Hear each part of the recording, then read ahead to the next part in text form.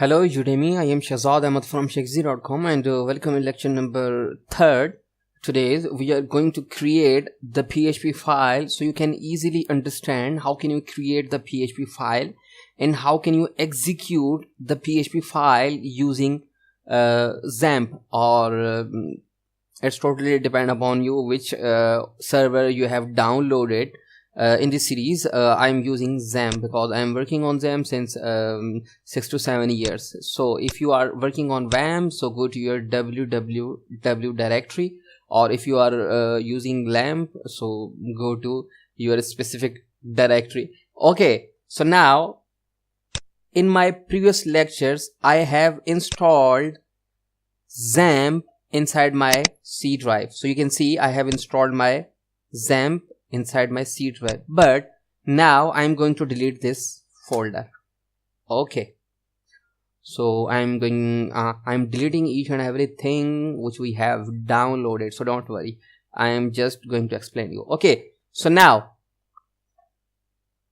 for now to onward, my XAMPP server available inside my E directory. You can see I have E directory and you can see I have a server folder because I'm working on different type of servers, so that's why I have installed more than one servers because I'm working on JSF also. Okay, so now you have a servers.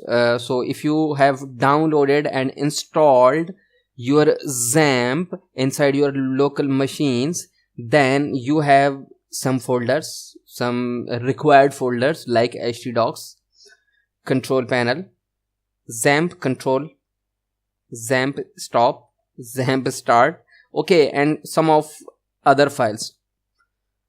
So first rule, whenever you want to create a particular file or any file, you have to keep that file inside this htdoc folder. Okay, this is extra large. Okay, so now you have htdocs. So now you have htdoc folder. Make sure this is the rule. Whenever you want to execute the PHP script or PHP file, whenever I say PHP script or whenever I say PHP file, these are the same things. Okay, whenever you want to access or execute the PHP script, you must keep that file inside this htdocs. For suppose I have one folder, second, third, fourth, fifth, sixth, seventh. Okay, I have different type of folders. Okay, for now I'm going to create another folder inside my htdocs. Make sure now I'm going to create my folder inside my htdocs. For suppose here is the index.php file. So whenever you execute the index.php file after localhost, I'm saying index.php. So you can see it's always executing this file, okay, because this is the index.php file.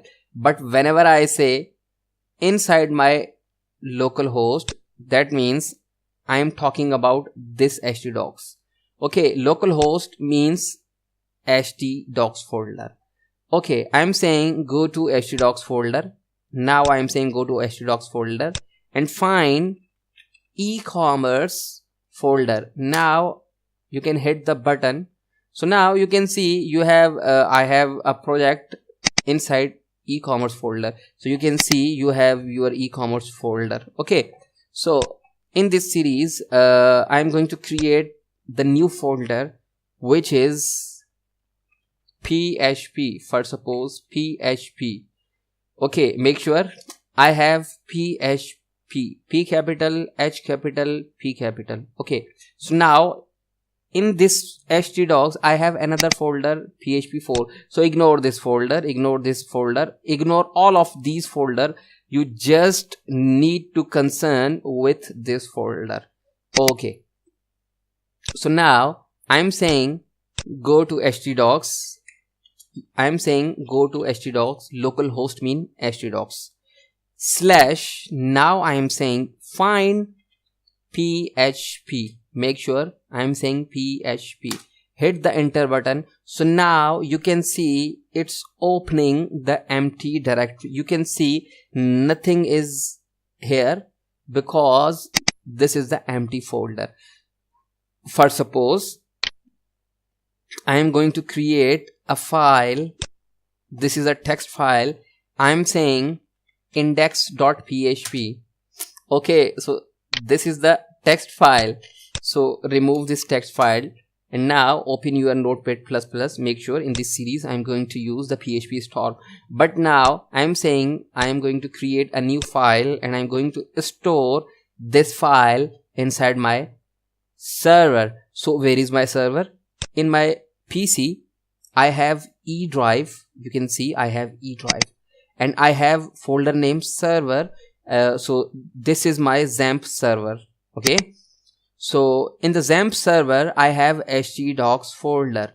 So you need to keep this file inside the htdocs folder. First of all, make sure we have just created the PHP folder. So I'm going to save this file inside the PHP folder.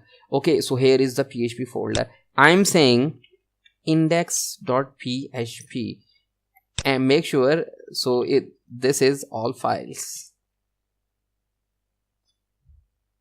Okay, so I'm saying index.php. So save. You can see, go to your folder, refresh the page. So now you can see it's automatically executing this index.php file. For suppose now I'm going to create another file. So in this time I'm saying this is second.php. Make sure second.php. Whenever you want to create the PHP file, so first of all you need to write the name. For suppose index xyz php whatever, but after that you have to add the dot and the PHP sign so your server can identify that this is the PHP file. Okay, so hit the enter button. So now you have just created second.php file. So when you access this folder, you can see it's automatically executing the index file still. So you need to delete this file which is index.php. Now you can run this file. So now you can see it's showing the second.php file. That means whenever you want to access a particular folder and you have a file in that folder named index.php, so it can automatically execute that index file without concern. Okay, so for suppose you have thousands of files inside the PHP directory and a single file named index.php file, so it can skip all of files and it can automatically execute the index.php file. So you have now second.php file. You can see you have inside PHP folder, it's executing the second.php file and now it's showing the K. For suppose it's showing the K. Don't worry if you don't know about these tags. So don't worry. Now I'm saying PHP info. Don't worry, I'm going to define in my later lectures what's going on, what is echo. So refresh the page. So now you can see whenever you are accessing the second.php file, you can see you have one file and I'm saying go to htdocs, go to PHP folder and now execute the second.php file. So now you can see it's successfully executing the script. So PHP is a PHP info is a functions. It can tells you the PHP version and your system and all the required things related with XAMPP and PHP. You can see you have installed PHP inside your E drive. you have a php.ini file, so don't worry, we are going to cover the php ini file in this series.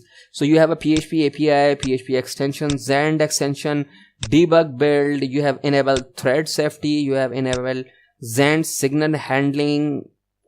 Zend signal handling is disabled.